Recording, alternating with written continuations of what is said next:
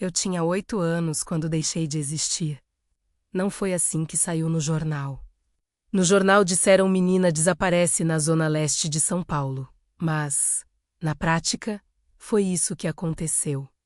Eu deixei de existir para o mundo que me conhecia. Minha mãe me chamou para almoçar naquele sábado, e eu não respondi. Minha mochila ficou jogada no chão da sala, meu tênis sujo da rua ainda na porta. Eu só tinha atravessado a esquina para comprar um doce. Eu lembro do cheiro de pastel da feira. Lembro do barulho dos carros passando rápido demais. Lembro de ter olhado para trás uma vez menos, porque toda criança olha. E lembro de um carro branco parado meio torto na rua. Vidro abaixado, um homem sorrindo. Ele perguntou se eu sabia onde ficava uma rua que eu realmente conhecia. Eu me senti importante por saber responder. Foi assim que ele entrou na minha vida. Não com força, não com violência, mas com conversa. Ele desceu do carro. Disse que estava perdido. Mostrou um papel com um endereço. Eu me aproximei. E foi nesse momento que o mundo ficou menor. A mão dele segurou meu braço com força. Não foi um puxão brusco, foi firme, como se eu fosse propriedade. Ele abriu a porta de trás do carro, me empurrou e disse que era só para eu mostrar o caminho. Eu pensei que fosse verdade.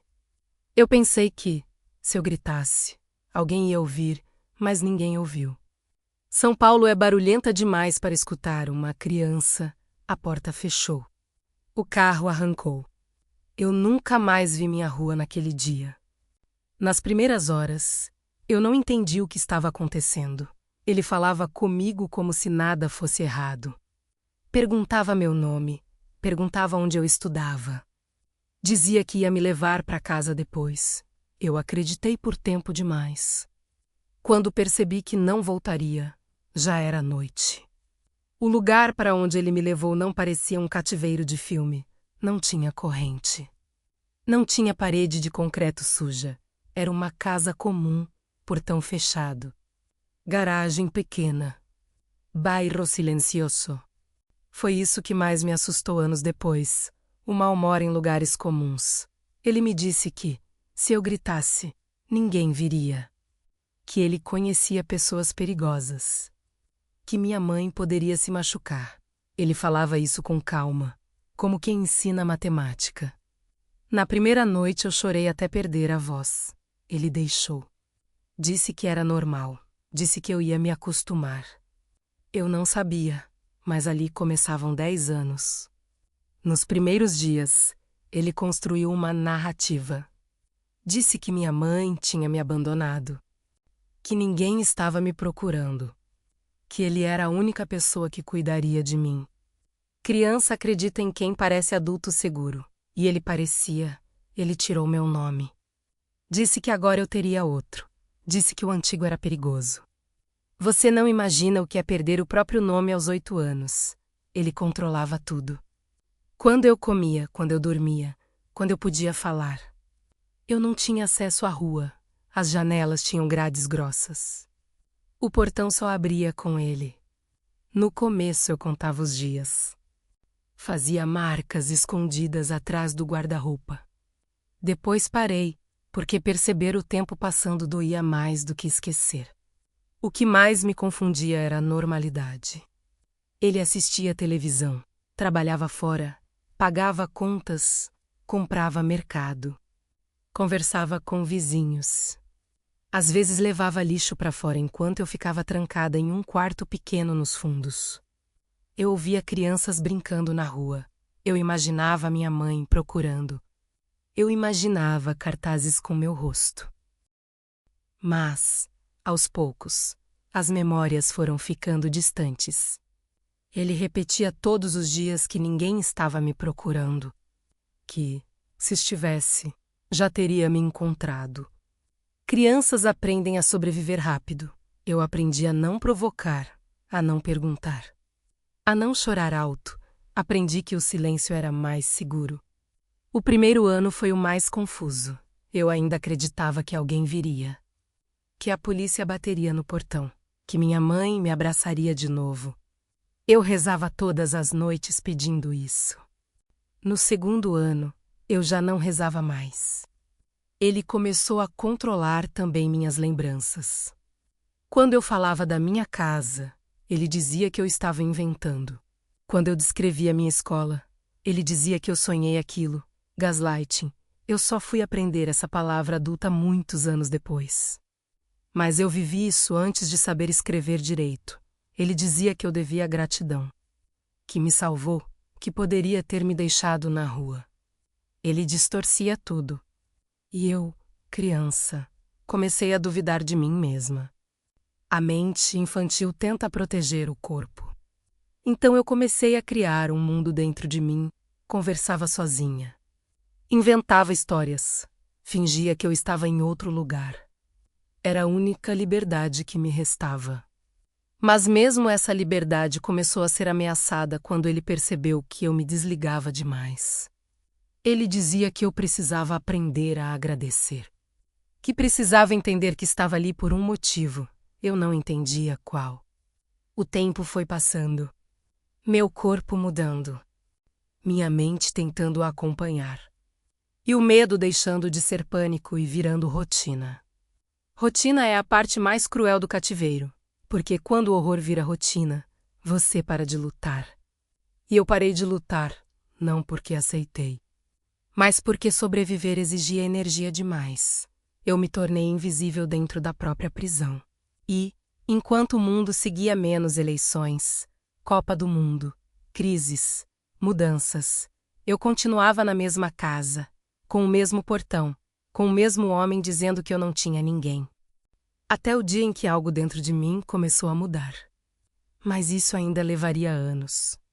O segundo ano foi quando eu deixei de esperar resgate. Não foi uma decisão consciente. Não acordei pensando ninguém vem. Foi mais silencioso que isso. Foi como quando você para de escutar um barulho constante porque ele vira parte do ambiente. A esperança foi diminuindo assim. Ele começou a estabelecer regras mais claras. Eu não podia fazer perguntas sobre o passado.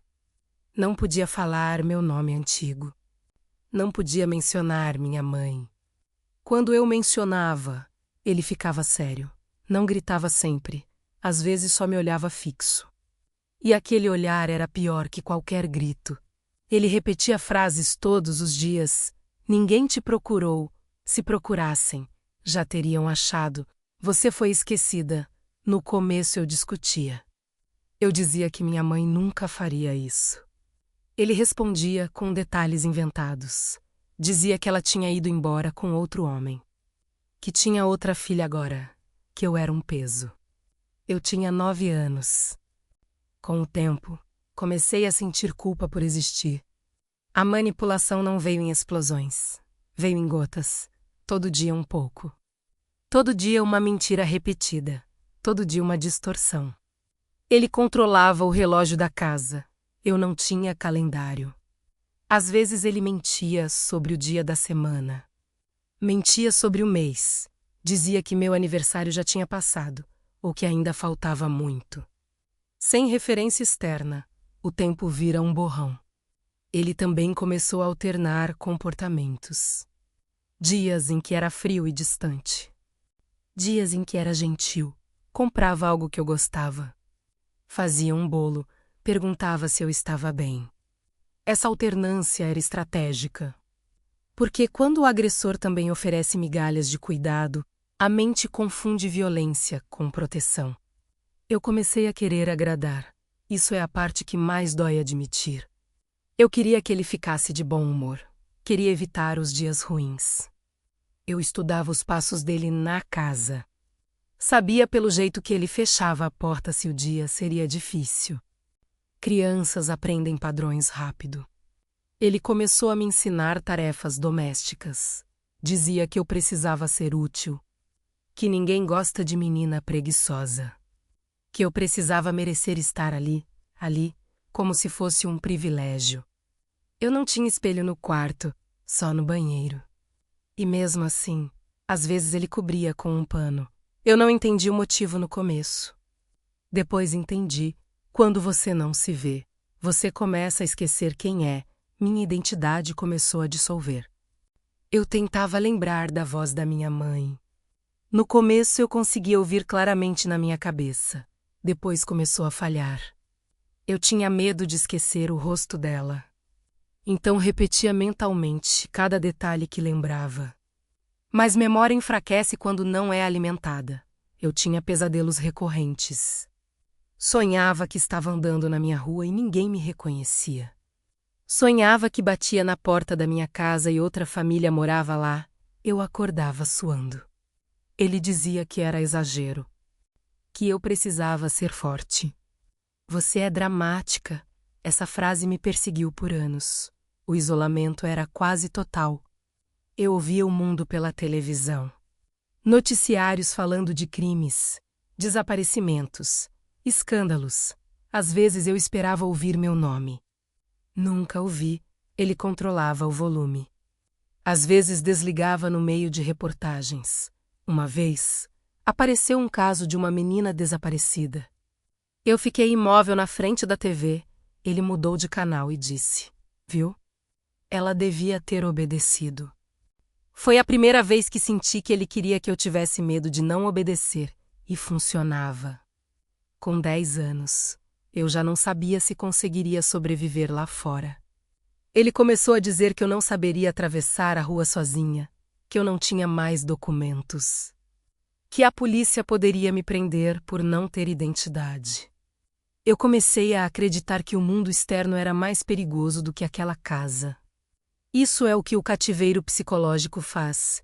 Ele transforma a prisão no único lugar que parece estável. Eu não tinha celular, não tinha contato com ninguém. Mas, às vezes, ele me levava até a sala quando algum técnico vinha consertar algo. Ele ficava ao meu lado o tempo todo. A mão no meu ombro, firme, era um aviso silencioso. Eu tentava emitir sinais com o olhar, mas ninguém percebe. Porque ninguém espera que o horror esteja numa casa comum de bairro comum. Eu comecei a desenvolver uma segunda versão de mim mesma, a menina obediente. A menina calada. A menina que não questionava. E dentro de mim, escondida, existia outra, a que lembrava. A que sabia que aquilo era errado. Mas essa parte começou a enfraquecer quando eu completei 11 anos.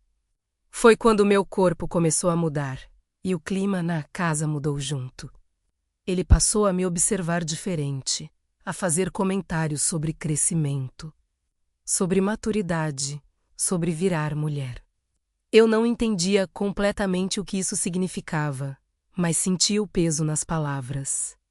A atmosfera ficou mais densa. Ele começou a testar limites, a entrar no quarto sem bater, a ficar tempo demais perto. Eu sentia medo constante. Não era mais o medo de estar longe de casa. Era medo dele. Eu dormia leve. Qualquer barulho me fazia acordar. Foi nessa época que tentei fugir pela primeira vez. Eu tinha 12 anos. Esperei ele sair cedo. Ele sempre trancava a porta do quarto por fora quando saía. Mas naquele dia, por algum motivo, a fechadura não encaixou direito. Eu empurrei devagar, abriu. Meu coração parecia explodir no peito. Eu caminhei até a sala. O portão estava trancado com um cadeado, as janelas tinham grades grossas. Eu tentei gritar. Mas o medo de que alguém ouvisse e chamasse ele era maior.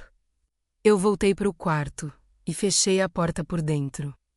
Foi nesse dia que percebi que não bastava ter uma saída física. Eu ainda estava presa mentalmente. Isso é mais forte que qualquer corrente. Naquela noite, ele percebeu algo diferente. Talvez tenha visto marca na fechadura. Talvez tenha notado meu nervosismo. Ele não gritou. Ele sentou na beira da cama e disse: "Se você tentar ir embora, ninguém vai acreditar em você." Essa frase ecoa até hoje. Porque naquele momento, eu comecei a duvidar se realmente alguém acreditaria. E quando a dúvida entra, a coragem vai embora. Foi assim que o terceiro ano começou. E foi assim que o cativeiro deixou de ser apenas físico. Ele passou a morar dentro da minha cabeça. Eu tinha 12 anos quando percebi que não era mais criança. Não foi uma passagem natural. Não teve festa, nem conversa, nem orientação. Foi abrupto. Foi imposto. Meu corpo começou a mudar, mas minha mente ainda era de uma menina que queria brincar na rua. Eu ainda lembrava da minha mochila jogada no chão da sala naquele sábado. Ainda lembrava da voz da minha mãe me chamando para almoçar. Mas essas lembranças já não vinham com nitidez, menos vinham como ecos distantes. E ele percebeu antes de mim que eu estava crescendo. A forma como ele me olhava mudou. Não era mais o olhar de controle apenas. Era um olhar de posse. Ele começou a reforçar a ideia de que eu não tinha mais ninguém, que eu dependia dele para tudo. Que o mundo lá fora era cruel com meninas sozinhas. Ele dizia que estava me preparando para sobreviver, mas não era sobrevivência, era domínio. Ele passou a invadir cada espaço que ainda me restava. O quarto deixou de ser refúgio. A porta nunca mais fechava completamente. A privacidade virou uma palavra inexistente. Eu sentia vergonha de algo que não sabia explicar. Ele começou a distorcer o que era cuidado. Dizia que precisava me ensinar sobre a vida, que ninguém mais faria isso por mim. Que eu devia confiar. A confiança é a primeira coisa que um sequestrador destrói e depois reconstrói do jeito dele. Eu me sentia confusa. Parte de mim sabia que aquilo era errado. Outra parte estava tão condicionada ao medo que aceitava qualquer narrativa que garantisse estabilidade. Eu comecei a ter crises silenciosas. Meu coração disparava sem motivo aparente. Minhas mãos suavam. Às vezes eu ficava olhando para a parede por minutos, desconectada. Era como se eu saísse do meu próprio corpo. Anos depois eu descobri o nome disso, dissociação. Na época, eu só achava que estava ficando estranha. Ele percebia quando eu desligava e odiava isso. Fica presente. Para de viajar. Olha para mim quando eu falo. Eu aprendi a voltar rápido. Porque quando eu demorava, ele ficava irritado. A violência nem sempre vinha em forma de grito. Às vezes vinha em silêncio pesado, em portas batendo. Em objetos quebrados longe de mim, mas perto o suficiente para entender o aviso. Eu comecei a medir cada palavra. A infância acabou ali. Num processo lento e sufocante, eu já não sabia dizer qual era meu nome verdadeiro. Às vezes eu repetia escondido, baixinho, como um mantra. Tinha medo de esquecer completamente. Eu me olhava no espelho e via alguém que não reconhecia. Meu cabelo mais longo, meu rosto diferente, olheiras constantes. Eu estava crescendo dentro de uma realidade paralela. O mais cruel era a rotina. Ele acordava, tomava café, saía para trabalhar. Eu ficava trancada. À tarde ele voltava. Jantávamos em silêncio. Às vezes assistíamos televisão juntos, menos, como uma família falsa. Ele falava com vizinhos no portão Riá, cumprimentava, ninguém desconfiava. Essa é a parte que mais dói. O mundo seguiu normalmente enquanto eu desaparecia aos poucos. Eu comecei a criar estratégias internas para sobreviver. Estabeleci pequenas metas invisíveis. Contar quantos passos tinha o corredor. Memorizar as rachaduras do teto. Imaginar conversas que eu teria se fosse livre. A mente se adapta para não quebrar completamente. Mas mesmo com essas estratégias, havia dias em que eu não aguentava. Eu batia na porta depois que ele saía. Não gritava menos, só batia. Como se o som pudesse atravessar madeira e alcançar alguém, nunca alcançou. Ele também começou a testar minha obediência, com pequenas ordens. Pedidos aparentemente simples que carregavam poder. Se eu hesitava, ele lembrava: "Você não tem para onde ir." Essa frase virou uma prisão mental. Eu comecei a acreditar que talvez realmente não tivesse. O mundo externo já parecia distante demais. 10 anos de idade mental, comprimidos dentro de 4 paredes. Quando completei 13 anos, ele trouxe um bolo pequeno, cantou parabéns sozinho. Eu não sabia se era mesmo meu aniversário. Ele dizia que sim, mas eu já não tinha certeza das datas. Ele me deu um presente simples. Disse que eu devia agradecer.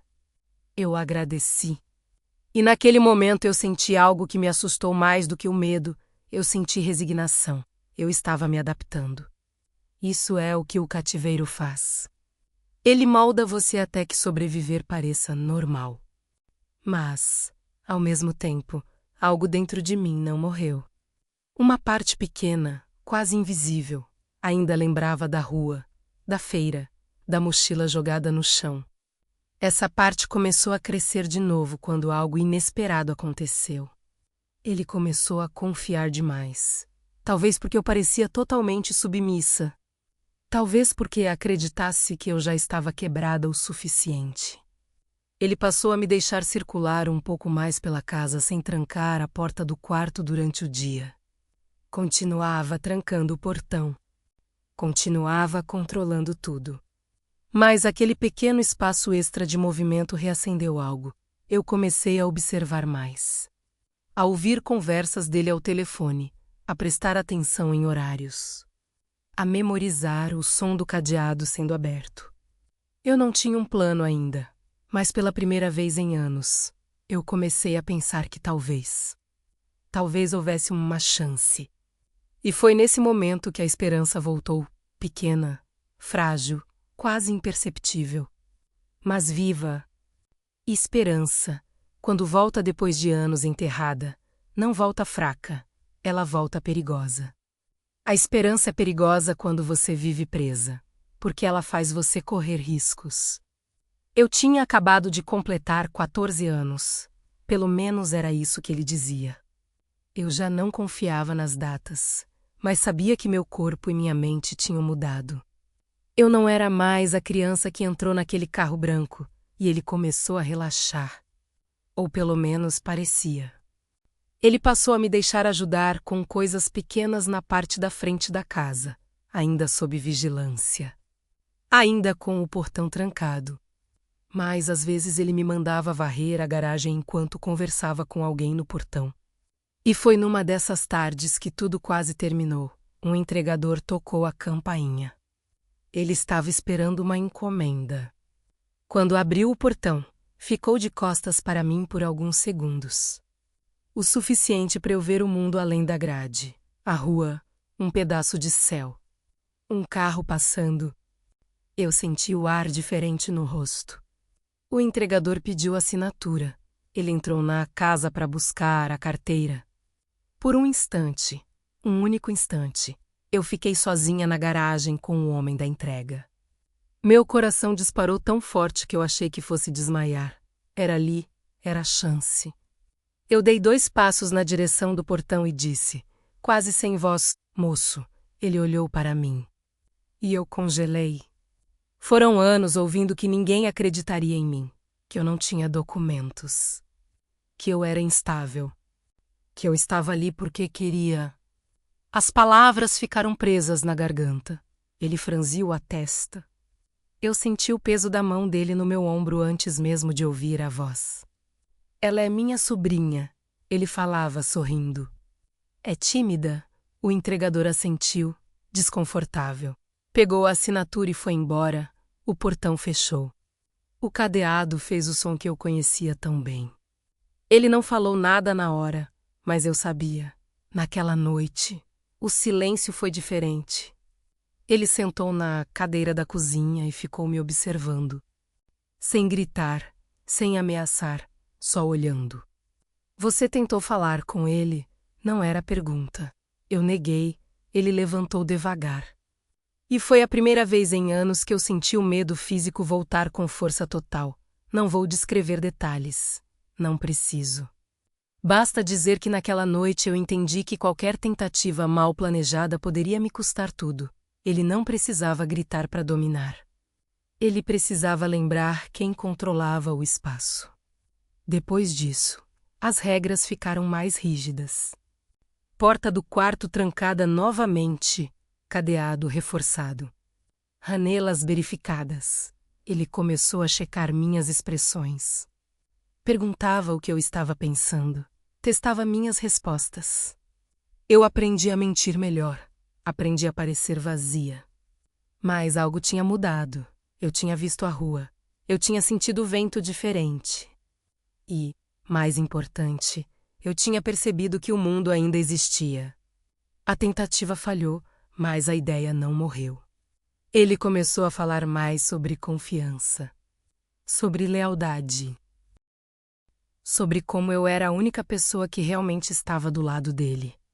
Era uma estratégia: isolar, quebrar, depois reconstruir dependência.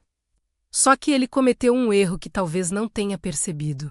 Ao me punir, ele reacendeu minha revolta. Porque até então eu vivia no modo sobrevivência, evitar conflito, reduzir danos. Mas naquele dia eu senti algo novo, raiva. Não era uma explosão infantil. Era fria, controlada, crescendo por dentro. Eu comecei a observar tudo com outro olhar. Horários de saída, tempo médio fora de casa, frequência com que ele verificava o cadeado, onde guardava as chaves. Como reagia quando estava cansado. Eu deixei de ser apenas vítima. Eu comecei a estudar meu sequestrador. Ele trabalhava em horários relativamente fixos, saía às 8 da manhã. Voltava por volta das 6. Às vezes chegava mais tarde nas sextas. Ele confiava que o cadeado externo era suficiente. Mas havia um detalhe que ele ignorava. O banheiro dos fundos tinha uma janela pequena, alta, com grade parafusada na parede. Eu comecei a observar os parafusos. Eles estavam enferrujados. Não era uma saída fácil. Eu teria que subir em algo, talvez quebrar o vidro, talvez fazer barulho.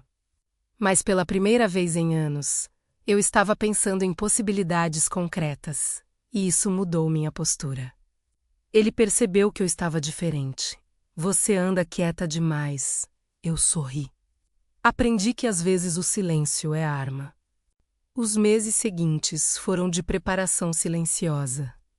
Eu não tinha ferramentas, mas comecei a guardar coisas pequenas. Um pedaço de metal que caiu da prateleira. Uma tampa dura que poderia servir de apoio. Tudo escondido atrás de uma tábua solta no quarto. Era arriscado. Mas viver sem tentar já era uma sentença. Eu não sabia quando faria isso.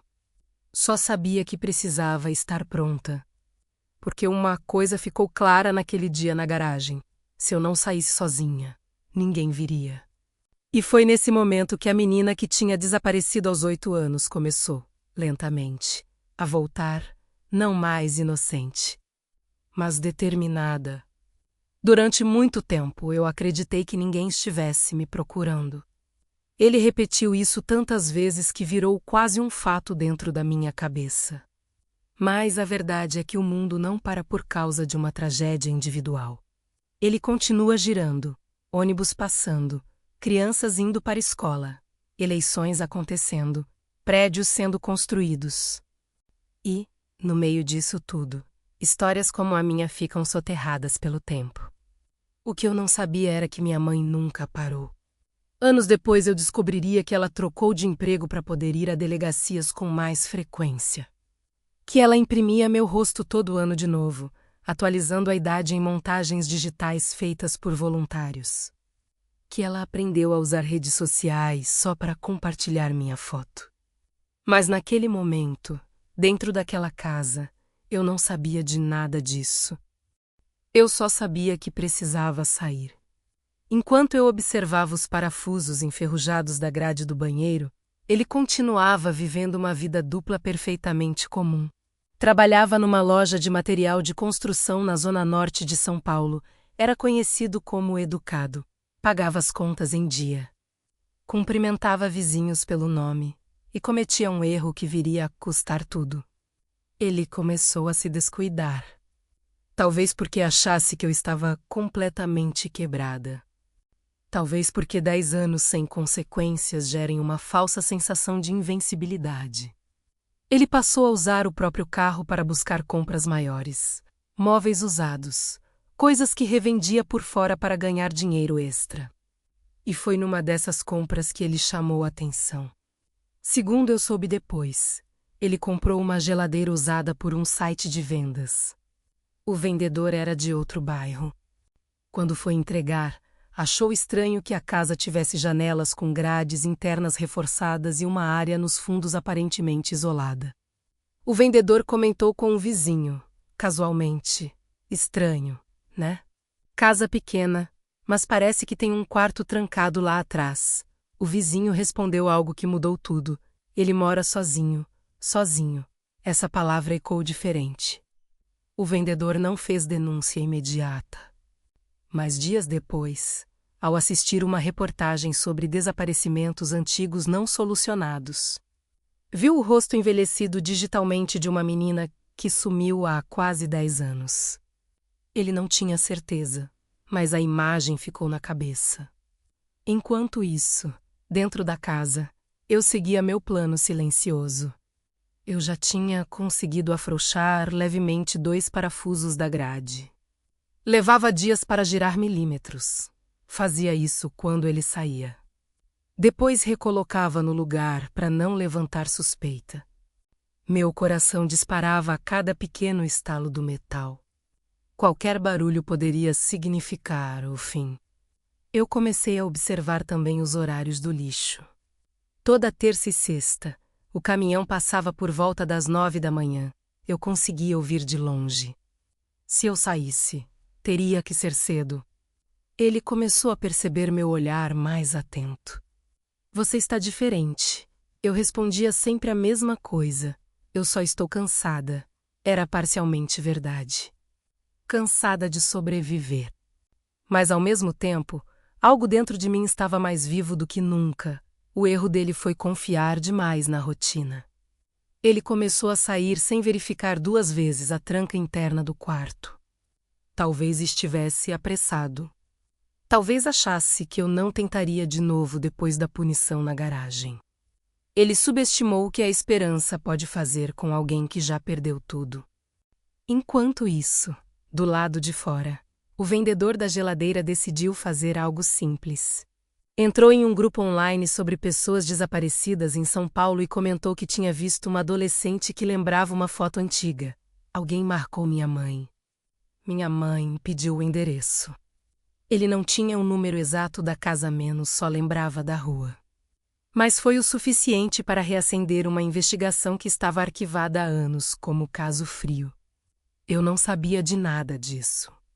Naquela semana, eu consegui tirar o 3º parafuso da grade quase completamente. A janela era pequena. Eu não sabia se conseguiria passar, mas precisava tentar. O plano era simples e desesperado: esperar ele sair, subir na privada. Impera forçar a abertura, cair no quintal lateral. Pular o muro baixo que separava da casa vizinha. Eu não sabia se o vizinho estaria em casa. Eu não sabia se ele ouviria. Eu não sabia se ele voltaria mais cedo naquele dia. Mas eu sabia que não podia esperar mais anos. A diferença entre sobreviver e viver começou a doer demais. Na sexta-feira seguinte, o caminhão de lixo passou às 9 de dezembro. Ele tinha saído às 8. Eu ouvi o portão fechar. Esperei 30 minutos. Fui até o banheiro. Minhas mãos tremiam tanto que quase deixei o pedaço de metal cair. Comecei a girar o último parafuso. Foi quando ouvi algo que não fazia parte da rotina. Um carro parando na frente da casa. Meu coração disparou. Ele tinha voltado, ou era outra coisa? Passos no portão, vozes. Não reconheci a voz dele. Mas também não reconheci as outras. Eu congelei. Pela primeira vez em 10 anos, alguém batia naquele portão sem ser visita esperada. Eu não sabia se era perigo ou salvação. A primeira batida foi seca, firme. Não era toque de vizinho, não era entrega. Eu fiquei imóvel no banheiro, ainda segurando o pedaço de metal na mão. Meu corpo inteiro entrou em alerta. Durante anos, qualquer som inesperado significava perigo. E agora havia vozes masculinas do lado de fora. Polícia. Abre o portão. Eu senti o chão sumir. Meu primeiro impulso não foi correr, foi duvidar. Ele tinha dito tantas vezes que ninguém acreditaria em mim, que a polícia não se importava, que eu não existia mais oficialmente. Polícia. A segunda batida foi mais forte. Eu ouvi o cadeado sendo testado. Eu não sabia se ele estava dentro da casa. Não tinha ouvido o portão abrir depois que saiu. Ele poderia ter voltado por outra rua. Poderia estar me observando. Poderia estar armando alguma coisa. O medo me paralisou por segundos que pareceram minutos. Então eu ouvi algo que mudou tudo. Uma voz feminina. Tem alguém aí dentro? Se estiver ouvindo, fala alguma coisa. Era diferente. Não era ameaça. Não era controle. Era pergunta. Eu desci da privada devagar. Caminhei até o corredor. Meu coração batia tão forte que parecia que o barulho ia denunciar minha presença antes mesmo de eu abrir a boca. Eu estou aqui. Minha voz saiu fraca, rouca, como se não estivesse acostumada a ser ouvida. Silêncio por um segundo. Depois, qual seu nome? Meu nome. A pergunta que eu mais temia e mais desejava ouvir. Eu hesitei, porque eu tinha 2 nomes agora. O que ele me deu e o que eu lembrava em segredo. Eu escolhi o verdadeiro. Falei baixinho. Houve um burburinho do lado de fora. Eu ouvi alguém dizer, ela. O cadeado começou a ser forçado. Eu recuei instintivamente. Mesmo sendo a polícia, eu tinha aprendido que qualquer mudança podia ser ameaça. O portão foi arrombado. Passos rápidos no quintal. A porta da sala foi empurrada. Eu fiquei parada no meio do corredor, tremendo. Quando eles entraram, foi estranho. Não foi como nos filmes. Não teve música dramática. Não teve abraço imediato. Teve confusão. Cadê ele? Tem mais alguém na casa. Você está sozinha. Eu só conseguia repetir. Eu estou aqui. Eu estou aqui. Uma policial se aproximou devagar. A mesma voz feminina do lado de fora. Ela não me tocou de imediato. Pode me dizer há quanto tempo você está aqui? Eu não sabia responder. Desde pequena. Ela respirou fundo. Alguém entrou no banheiro e viu a grade parcialmente solta. Ela estava tentando sair. Eu senti vergonha. Como se tivesse feito algo errado. O medo não tinha ido embora só porque a polícia estava ali. Porque durante 10 anos, ele tinha sido o mundo. E quando o mundo muda de repente, o corpo não entende imediatamente que está seguro. Eles me cobriram com um casaco. Eu não sabia para onde olhar. A casa parecia menor com outras pessoas dentro. Eu ouvi pelo rádio que estavam tentando localizar ele no trabalho. Eu não senti alívio imediato. Senti vazio. Uma ambulância chegou minutos depois. Vizinhos começaram a se aglomerar do lado de fora. Murmúrios. Celulares gravando. Eu odiei aquilo. Durante anos ninguém viu nada. Agora todo mundo queria ver. Quando saí pelo portão, a luz do sol pareceu agressiva. Era a mesma rua que eu tinha visto pela última vez aos 8 anos. Mas eu não era mais a mesma. Eu tinha 18. 10 anos tinham passado. Eu respirei fundo e senti o cheiro de asfalto quente.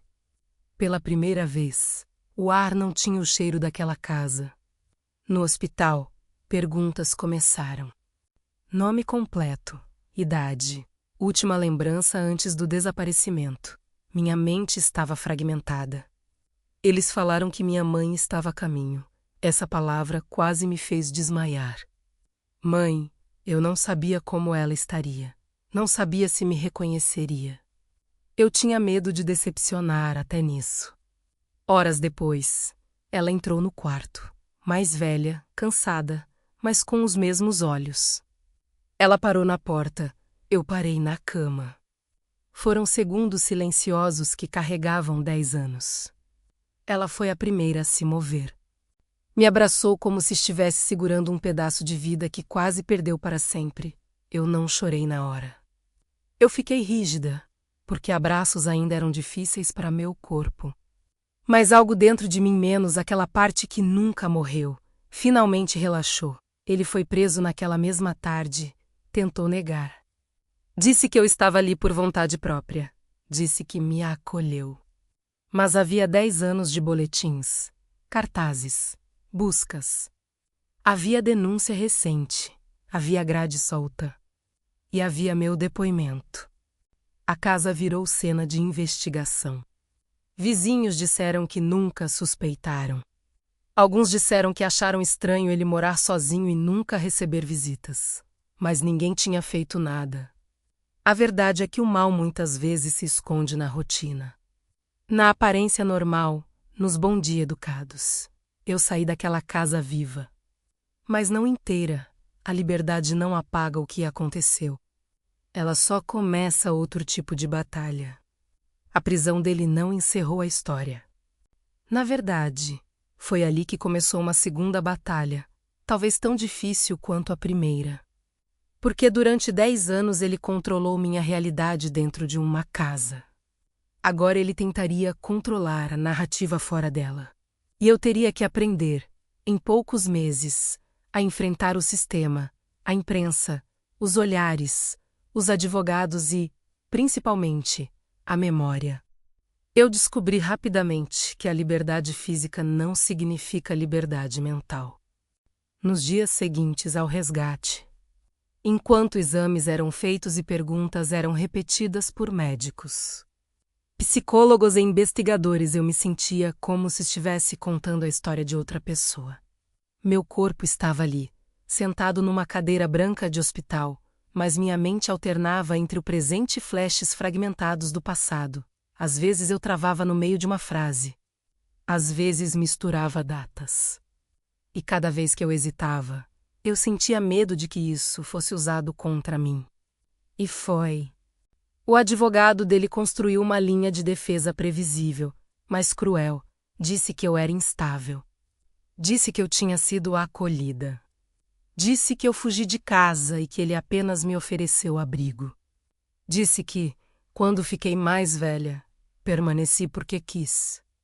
Ele usou o tempo como argumento, como se a duração da violência anulasse a própria violência.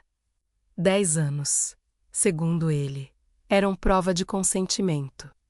Como se uma criança de 8 anos tivesse escolhido qualquer coisa. Eu precisei ouvir isso sentada a poucos metros dele. No primeiro dia em que fiquei frente a frente com ele após o resgate, no depoimento formal, eu senti algo estranho. Não era só medo. Era uma mistura de repulsa e incredulidade. Ele parecia menor fora daquela casa. A postura confiante tinha diminuído. Mas os olhos eram os mesmos, frios, calculando, como se ainda estivesse avaliando qual versão da história poderia funcionar melhor. Quando o delegado perguntou se eu reconhecia o homem na minha frente, eu não precisei olhar 2 vezes. Mas minha voz falhou antes de responder, não porque eu duvidasse, mas porque dizer sim era aceitar oficialmente que tudo aquilo tinha acontecido de verdade. Durante anos eu sobrevivi criando compartimentos mentais. Agora eu precisava abrir cada um deles diante de desconhecidos. Eu contei sobre o carro branco, sobre a feira, sobre o papel com o endereço falso. Contei sobre as grades, sobre as mentiras repetidas até virarem quase verdade. Não entrei em detalhes gráficos. Não era necessário. A essência era clara. Eu não estava ali por escolha. Eu nunca estive. Ele manteve a mesma estratégia até o fim da investigação preliminar: minimizar, distorcer, inverter. Disse que eu tinha problemas familiares. Disse que minha mãe era negligente. Disse que eu inventei histórias depois de anos de convivência. Em alguns momentos, ele chegou a insinuar que eu poderia ter desenvolvido apego emocional e que, ao ser retirada, transformei isso em acusação. Eu senti raiva quando ouvi isso, mas também senti algo mais profundo, a tentativa final de me apagar. Porque ao transformar a violência em narrativa confusa, ele tentava me devolver ao mesmo lugar psicológico de antes, o da dúvida, o da culpa, o da desorientação. Só que dessa vez eu não estava sozinha. Minha mãe esteve presente em todas as audiências possíveis. Eu descobri, ao longo do processo, detalhes que não conhecia. Descobri que ela tinha sido tratada com descaso em alguns momentos anos antes. Que ouviram dela frases como deve ter fugido. Adolescente às vezes faz isso. Descobri que ela enfrentou insinuações cruéis, como se a responsabilidade fosse dela. Mesmo assim, ela nunca parou. E saber disso foi como reconstruir um pedaço da minha identidade que ele tentou destruir. Os promotores reuniram provas físicas da casa, a grade reforçada, o quarto isolado. A ausência de documentos meus, a inconsistência nas versões dele. Testemunhas confirmaram que ele dizia morar sozinho. O vendedor da geladeira prestou depoimento. Vizinhos confirmaram que nunca me viram circular livremente. A narrativa dele começou a se desfazer, mas o processo foi lento. Cada audiência exigia que eu revisitasse memórias que minha mente passou anos tentando amortecer. Eu comecei terapia intensiva. Aprendi sobre trauma complexo, sobre condicionamento, sobre como o cérebro infantil reage à ameaça prolongada. Pela primeira vez, eu tive palavras técnicas para o que vivi: gaslighting, isolamento coercitivo, controle psicológico, manipulação sistemática. Dar nome às coisas foi libertador. Ele ainda tentou um acordo, tentou reduzir pena. Tentou alegar transtornos mentais. Mas os laudos mostravam lucidez, planejamento, consistência nas ações ao longo de uma década. Eu compareci ao julgamento final. A sala estava cheia, jornalistas, curiosos, pessoas que, de repente, tinham opinião sobre minha vida inteira. Eu sentei na cadeira reservada às vítimas e senti o peso de cada olhar. Mas, diferente de anos atrás, eu não me senti invisível. Quando me deram a palavra, eu não gritei. Não chorei descontroladamente. Eu falei que uma criança não escolhe ser levada. Falei que silêncio forçado não é consentimento. Falei que sobreviver não é o mesmo que aceitar. Falei que ninguém permanece 10 anos por vontade própria quando todas as portas estão trancadas por dentro. Ele não me olhou enquanto eu falava. Talvez porque, pela primeira vez, ele não controlava mais a narrativa. Quando a sentença foi lida, eu não senti euforia. Não houve sensação de vingança. Houve um silêncio profundo dentro de mim. Uma compreensão de que justiça não devolve tempo. Não apaga a memória, não restaura a infância, mas estabelece um limite. Ele foi condenado por sequestro qualificado e outros crimes associados. A pena foi longa e definitiva. Quando saí do fórum naquele dia, o céu estava nublado. Eu respirei fundo. Não era o fim da história, era o fim do controle dele sobre ela. Mas o que ninguém te conta é que, depois que o agressor é condenado, começa a fase mais silenciosa de todas, reconstruir quem você é quando não está mais sobrevivendo. E essa parte é a mais difícil. Bloco 8 menos aprender a ser livre. A liberdade não chegou como um amanhecer bonito. Não teve música suave, nem sensação imediata de alívio. Ela chegou confusa, barulhenta e assustadora. Porque quando você passa 10 anos vivendo sob controle absoluto, cada escolha simples se transforma em um território desconhecido. Eu não sabia decidir o que vestir. Não sabia atravessar uma rua movimentada sem sentir que algo ruim estava prestes a acontecer. Eu tinha 18 anos no papel, mas emocionalmente havia partes minhas congeladas nos 8. Voltar para a casa da minha mãe foi estranho. O cheiro era diferente do que eu lembrava. A disposição dos móveis tinha mudado. As fotos nas paredes contavam uma história que eu não tinha vivido. Havia aniversários meus comemorados simbolicamente, com um bolo e uma vela, todos os anos. Minha mãe nunca deixou de marcar a data. Eu fiquei horas olhando para aquelas fotos, tentando entender como o mundo continuou enquanto eu estava parada. Dormir foi uma das coisas mais difíceis. Durante anos, eu dormi leve, alerta, pronta para acordar ao menor ruído. Na primeira noite no meu antigo quarto, que agora tinha sido reorganizado para me receber. Eu não consegui fechar os olhos por mais de 20 minutos seguidos. Cada som da casa parecia ameaça. O barulho da geladeira, o vento na janela, passos no corredor. Meu corpo não sabia que estava seguro. Eu tinha crises de ansiedade inesperadas.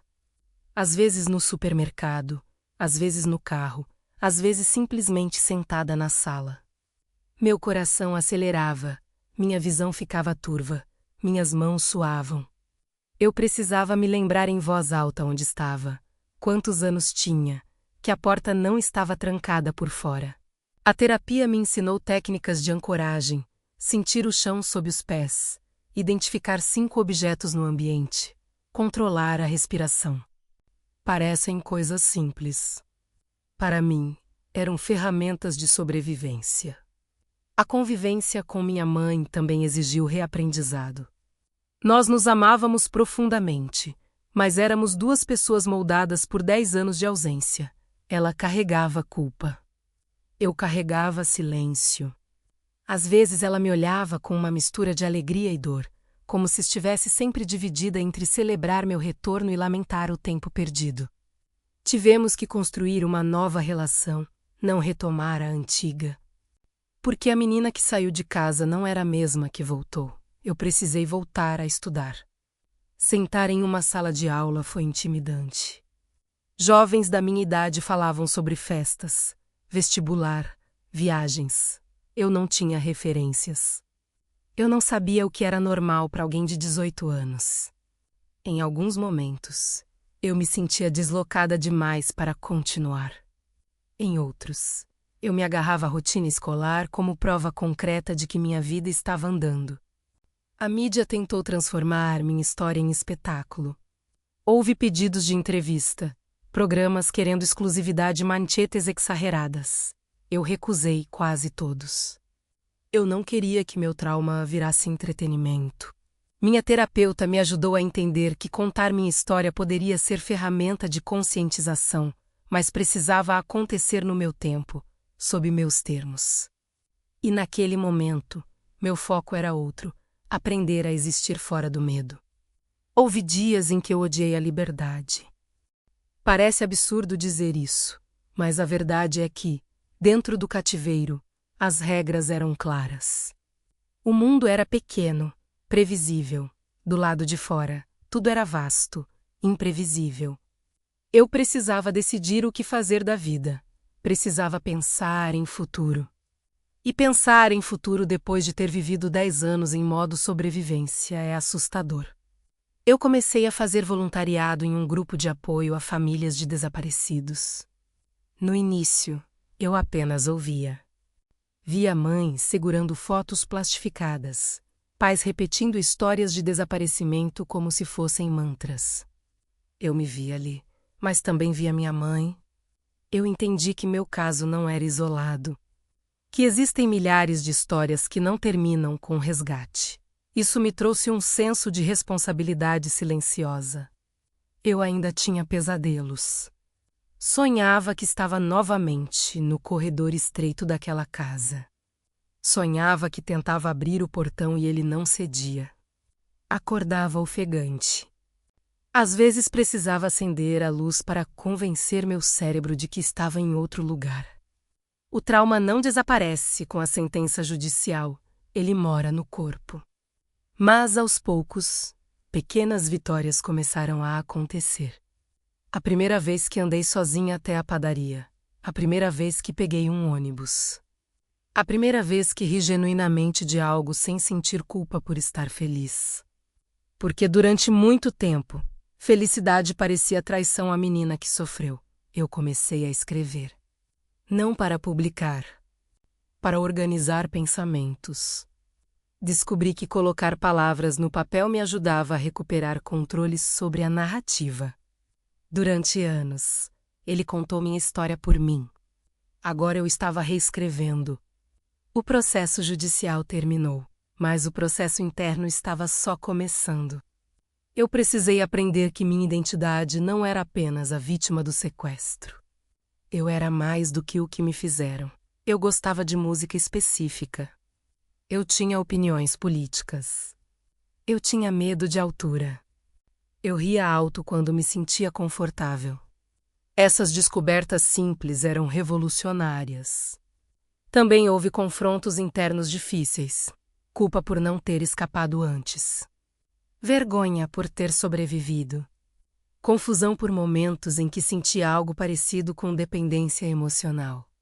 A terapia me ensinou que trauma cria vínculos distorcidos, que o cérebro busca estabilidade mesmo em ambientes abusivos. Entender isso me ajudou a perdoar a menina que fez o que precisava para continuar viva.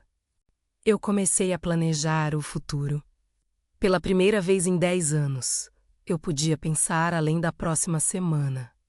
E foi aí que percebi algo importante.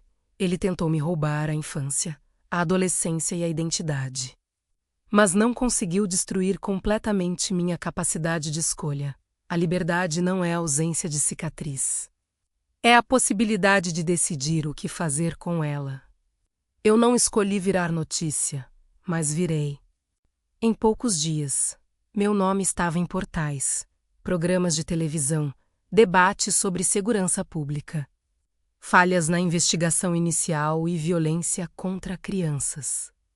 Meu rosto, agora adulto menos, aparecia ao lado da foto envelhecida digitalmente da menina desaparecida.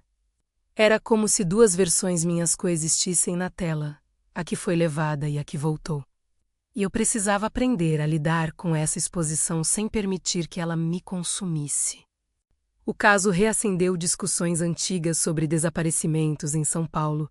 Vieram à tona estatísticas. Críticas à condução inicial da investigação. Questionamentos sobre protocolos. Eu descobri que meu processo original ficou anos classificado como fuga voluntária antes de ser reaberto com outra tipificação. Ouvir isso foi como levar um segundo golpe. Porque enquanto eu estava presa, também havia uma falha estrutural que ajudou a manter o silêncio. Ouvi entrevistas com vizinhos, com especialistas, com autoridades. Algumas análises eram responsáveis. Outras eram invasivas. Pessoas que nunca me viram opinavam sobre meu comportamento, sobre como eu deveria ter reagido, sobre como parecia calma demais nas imagens do resgate. Eu aprendi rápido que o público exige performances específicas de dor. Se você não chora o suficiente, desconfiam. Se chora demais, dizem que é teatral. Eu escolhi silêncio naquele momento. Minha mãe, por outro lado, decidiu falar. Ela deu uma entrevista controlada, acompanhada de advogado. Focando nas falhas iniciais da investigação e na importância de protocolos mais rigorosos em casos de desaparecimento infantil, eu assisti de casa. Foi estranho ver minha própria história sendo contada por outra pessoa, mas ao mesmo tempo eu sentia orgulho. Ela não falava movida por vingança. Falava por prevenção. Enquanto isso, eu continuei frequentando o grupo de apoio a famílias de desaparecidos. Algumas mães me olhavam com esperança nos olhos, como se eu fosse prova de que ainda era possível. Isso era pesado, porque eu sabia que nem todas as histórias terminam assim. Eu não queria representar uma promessa que talvez não se cumprisse para elas. Então comecei a falar com cuidado, sem oferecer ilusões, apenas presença. Foi nesse período que decidi, pela primeira vez, contar parte da minha história em público. Não em um programa sensacionalista, mas em um evento organizado por uma organizem que trabalha com prevenção ao desaparecimento infantil. Eu tremia antes de subir no palco. Minhas mãos suavam como naquele dia no banheiro da casa. Mas dessa vez o tremor não era medo de punição. Era medo de reviver. Eu contei sobre manipulação psicológica. Sobre como o isolamento prolongado altera a percepção de realidade. Sobre como uma criança pode ser condicionada ao silêncio sem precisar de correntes visíveis. Eu vi pessoas na plateia chorando. Vi policiais anotando coisas. Vi mães segurando fotos com mais força. E naquele momento, algo mudou dentro de mim. Minha história deixou de ser apenas memória traumática e virou ferramenta. Isso não significa que doeu menos. Depois do evento, eu passei 2 dias emocionalmente esgotada. Reviver publicamente tem custo. Mas também trouxe algo novo, senso de propósito. O caso também trouxe investigações complementares. Autoridades revisaram procedimentos antigos. Delegacias especializadas receberam reforço. Não foi uma revolução imediata, mas houve mudanças concretas em protocolos de desaparecimento infantil na capital. Saber que meu caso contribuiu para isso me deu uma sensação de reparação parcial. Eu também precisei enfrentar o passado de forma prática, voltar à rua onde fui levada, rever a feira, ficar no exato ponto onde o carro parou. Fiz isso acompanhada de terapeuta e da minha mãe. Foi um exercício doloroso, mas necessário. Meu corpo tremia, mas eu permaneci. Porque aquele lugar não podia continuar sendo território exclusivo da memória traumática. Eu precisava ocupar meus próprios fantasmas. Houve momentos inesperados de reconexão. Encontrei uma antiga colega de escola que lembrava do meu desaparecimento. Ela disse que por anos a turma manteve meu nome na chamada simbólica no início das aulas. Eu não sabia disso. Pequenos gestos como esse me mostraram que eu não fui totalmente esquecida, mas também houve confrontos difíceis. Pessoas que questionaram por que demorei tanto para fugir. Comentários cruéis online insinuando versões alternativas. Eu precisei aprender a não me consumir tentando convencer desconhecidos da verdade da minha própria vida. A verdade não precisa da validação de todos. Minha identidade começou a se reorganizar. Eu já não era apenas sobrevivente. Eu era estudante novamente. Filha presente, voluntária, mulher em reconstrução. Eu comecei a planejar cursar psicologia. Talvez porque quisesse entender profundamente o que acontece na mente de alguém submetido a controle prolongado. Talvez porque quisesse ajudar outras pessoas a nomear o que vivem. O impacto público diminuiu com o tempo. A mídia encontrou outro caso, outra manchete. A vida seguiu. Mas dentro de mim, algo tinha se estabilizado. Eu não vivia mais no modo constante de alerta. Ainda havia dias difíceis, mas eles já não eram maioria. Eu percebi que o maior ato de resistência que eu poderia ter não era ódio permanente, nem exposição contínua. Era viver. Construir relações saudáveis, rir, estudar, planejar viagens. Sonhar. Ele tentou me reduzir a um espaço fechado. Eu escolhi expandir. E foi nesse processo de expansão que comecei a entender algo fundamental. Minha história não termina no trauma. Ela começa ali. Existe um momento específico na reconstrução em que você percebe que não está mais apenas reagindo ao passado. Você está escolhendo o futuro. Esse momento não vem com anúncio, nem com clareza absoluta. Ele surge silencioso, quase tímido, quando você começa a tomar decisões que não têm relação direta com o trauma. E foi isso que começou a acontecer comigo. Durante muito tempo, cada escolha minha parecia resposta ao que aconteceu. Fazer terapia era a resposta. Participar de grupos de apoio era a resposta. Falar em eventos era a resposta. Até estudar psicologia parecia consequência direta do que vivi. Eu estava reconstruindo, sim, mas ainda orbitando o centro do que ele fez. Até que um dia, sentada em uma cafeteria sozinha, menos algo simples, que anos atrás seria impensável, eu percebi que estava ali porque queria, não porque precisava provar nada para ninguém. Eu observava pessoas conversando, crianças correndo, garçons indo e vindo. O mundo seguia seu fluxo normal, e pela primeira vez eu não me sentia deslocada nele. Mas reconstrução não é linha reta.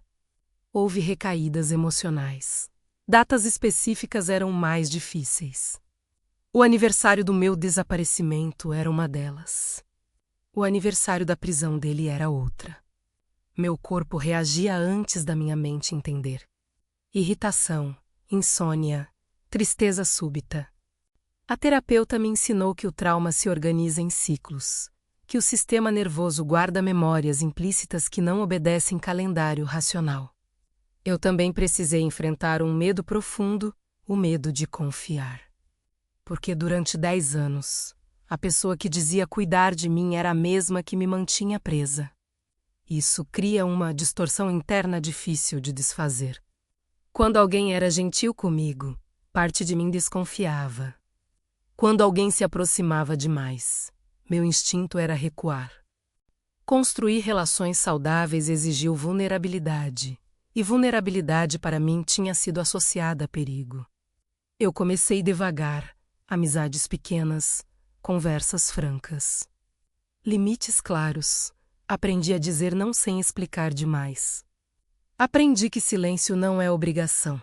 Aprendi que meu corpo me pertence. Essas lições, que parecem básicas para muitos, para mim eram revolucionárias. Em paralelo, o processo judicial finalizou todos os recursos. A condenação foi mantida. Ele permaneceria preso por muitos anos. Saber disso trouxe estabilidade jurídica, mas não trouxe esquecimento. Eu não queria viver obcecada pela figura dele. Não queria que cada conquista minha fosse medida pela derrota dele. Então tomei uma decisão interna: ele não seria mais o protagonista da minha história. Isso pode parecer simbólico, mas foi profundamente prático. Eu parei de acompanhar qualquer notícia sobre ele. Pedi aos advogados que me informassem apenas o essencial. Direcionei minha energia para projetos concretos. Iniciei estágio supervisionado em uma instituição que atende vítimas de violência. No começo, tive medo de não suportar ouvir histórias semelhantes. Mas descobri algo inesperado. Minha experiência não me quebrava ao ouvir outras narrativas. Ela me dava sensibilidade e precisão para reconhecer padrões de manipulação que muitos profissionais demoravam a perceber. Eu sabia identificar frases típicas de controle. Sabia reconhecer quando alguém estava dissociando durante o relato. Sabia a diferença entre silêncio por vergonha e silêncio por medo. Aquilo que quase me destruiu começou a se transformar em ferramenta de cuidado. Mas havia ainda um confronto que eu precisava enfrentar, o confronto comigo mesma. Durante anos, eu carreguei uma pergunta silenciosa: por que eu não consegui escapar antes? Mesmo entendendo racionalmente as dinâmicas de controle, uma parte minha insistia em se culpar.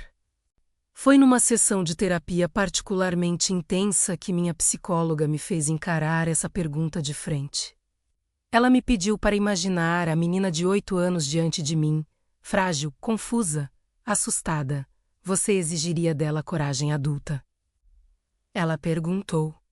A resposta foi imediata. Não, eu comecei a chorar ali, não por dor atual, mas por compaixão retroativa. Pela primeira vez eu olhei para minha versão infantil não como alguém que falhou, mas como alguém que sobreviveu com os recursos que tinha. Esse foi um divisor de águas. Perdoar a mim mesma foi mais difícil do que enfrentar o tribunal. Porque o tribunal julga fatos. A autoculpa julga identidade. Quando essa culpa começou a dissolver, eu senti algo novo emergindo, orgulho silencioso. Não pelo que aconteceu, mas pela resistência que eu nem sabia que tinha. Eu também comecei a planejar algo que parecia impossível anos antes: viajar sozinha. Escolhi um destino simples, dentro do estado, nada distante demais, mas simbólico. Comprar a passagem foi um ato de afirmação. Eu estava escolhendo ir, não sendo levada.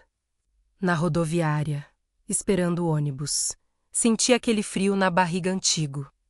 Mas dessa vez eu sabia nomear a ansiedade natural, não ameaça real. Respirei fundo, observei ao redor. Subi no ônibus. Durante a viagem, olhando pela janela. Pensei em tudo que foi arrancado de mim menos aniversários, formaturas, amizades, primeiras experiências. E também pensei no que permaneceu menos minha capacidade de pensar, de planejar, de sentir, de reconstruir. Ele tentou me reduzir ao silêncio, mas eu voltei falando. Tentou me convencer de que eu não tinha ninguém. Mas eu reencontrei minha mãe, amigos, uma rede. Tentou controlar minha identidade. Mas eu estou escolhendo quem eu quero ser. Eu não romantizo o que aconteceu. Não existe lado positivo em 10 anos de violência e isolamento. Existe sobrevivência. Existe reparação possível. Existe reconstrução e existe escolha. Hoje, quando olho no espelho, eu não vejo apenas a vítima. Eu vejo a mulher que atravessou um sistema falho, um julgamento público, um processo psicológico complexo e continua aqui, inteira. Não completamente, mas viva, consciente, livre. E talvez liberdade não seja a ausência de cicatriz. Talvez seja a capacidade de olhar para ela sem que ela defina seus limites. Existe um tipo de luto que não tem velório. Não tem despedida formal. É o luto pelo que não aconteceu. Pelos aniversários que não vivi. Pelas amizades que não construí. Pelas experiências comuns que foram interrompidas. Durante muito tempo eu evitei pensar nisso, porque doía demais medir o vazio. Mas chega um ponto na reconstrução em que você precisa encarar não só o que sobreviveu, mas também o que foi perdido. Foi por isso que decidi fazer algo que minha terapeuta sugeriu meses antes: revisitar simbolicamente minha infância. Não no sentido de tentar vê-la, mas de reconhecê-la. Eu voltei à antiga escola onde estudei até os 8 anos. A direção mudou, os professores eram outros. As paredes tinham nova pintura. Ainda assim, o cheiro do corredor trouxe uma memória corporal imediata menos a mochila pesada, o recreio, o som da campainha anunciando o fim da aula. Eu caminhei até o pátio e sentei num banco distante. Observei crianças correndo. Algumas caíam, levantavam, brigavam por brinquedos, riam alto. Aquela energia caótica e leve me atravessou com uma mistura de ternura e dor. Eu não estava ali para recuperar o que perdi. Estava ali para aceitar que perdi. Esse reconhecimento foi libertador. Porque enquanto eu negava a perda, eu mantinha uma parte minha congelada na expectativa impossível de que um dia tudo seria devolvido. Não será. E aceitar isso não significa desistir da vida menos, significa parar de negociar com o passado. Eu também fui até o parque onde costumava brincar com minha mãe. Ela foi comigo dessa vez. Andamos devagar, sem pressa, como se estivéssemos medindo cada passo com cuidado. Em determinado momento, ela segurou minha mão, não como quem segura uma criança, mas como quem segura alguém que atravessou um incêndio e voltou. Nós conversamos ali sobre o que nunca tínhamos conseguido verbalizar completamente. O medo que ela sentiu por anos de que eu estivesse morta. O medo que eu senti por anos de que ela tivesse me esquecido. Duas dores paralelas que nunca foram verdade, mas que existiram dentro de nós. Choramos juntas. Mas não foi um choro desesperado, foi um choro de reconhecimento. Eu percebi que, apesar dos anos perdidos, ainda havia tempo. Tempo para criar novas memórias. Tempo para construir rituais. Tempo para estabelecer tradições que não existiram antes. Começamos algo simples. Todo ano, no dia do meu desaparecimento, em vez de silêncio ou retração. Fazemos algo simbólico de liberdade. Pode ser uma viagem curta, um jantar especial, uma atividade nova. Não para apagar a data, mas para ressignificá-la. Transformar um marco de dor em um marco de presença. Eu também escrevi uma carta para a menina de 8 anos que fui, não publiquei. Não mostrei a ninguém por meses. Era íntima demais. Nela eu dizia que ela não fez nada errado. Que não foi ingênua demais, nem distraída demais. Que o erro nunca foi dela. Que sobreviver foi suficiente.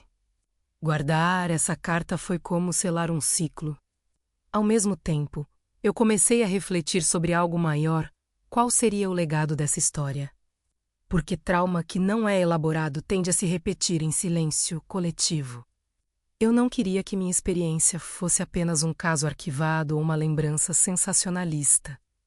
Comecei a colaborar de forma mais estruturada com campanhas de prevenção. Participei da criação de material educativo para escolas sobre segurança infantil. Ajudei a elaborar orientações práticas para pais sobre como agir nas primeiras horas após um desaparecimento, horas que muitas vezes são decisivas. Não era ativismo barulhento, era trabalho consistente.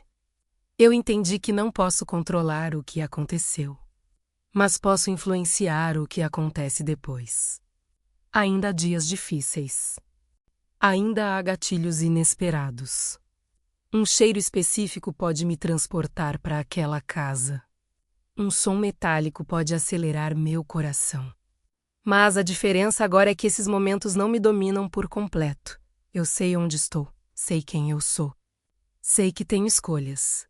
A infância que perdi não volta. Mas a mulher que eu me tornei carrega algo que ele não conseguiu destruir: consciência. E consciência é poder. Eu não romantizo minha força. Eu não sou forte o tempo todo. Há fragilidades. Há medos. Há cicatrizes visíveis e invisíveis. Mas aprendi que força não é a ausência de vulnerabilidade. É a decisão de continuar apesar dela. Hoje, quando penso na palavra liberdade, ela não significa apenas portas abertas. Significa autonomia interna. Significa confiar na própria percepção. Significa não precisar mais duvidar da própria memória para sobreviver. Ele tentou apagar minha identidade. Mas a identidade é resiliente quando encontra apoio, tempo e verdade. E agora, pela primeira vez, eu consigo olhar para trás sem ser puxada de volta. Se você me perguntasse há alguns anos quem eu era, eu talvez não soubesse responder. Eu teria medo de errar. Medo de dizer algo que não combinasse com a versão que ele criou para mim. Durante muito tempo, minha identidade foi moldada pelo confinamento, pelo silêncio e pela manipulação.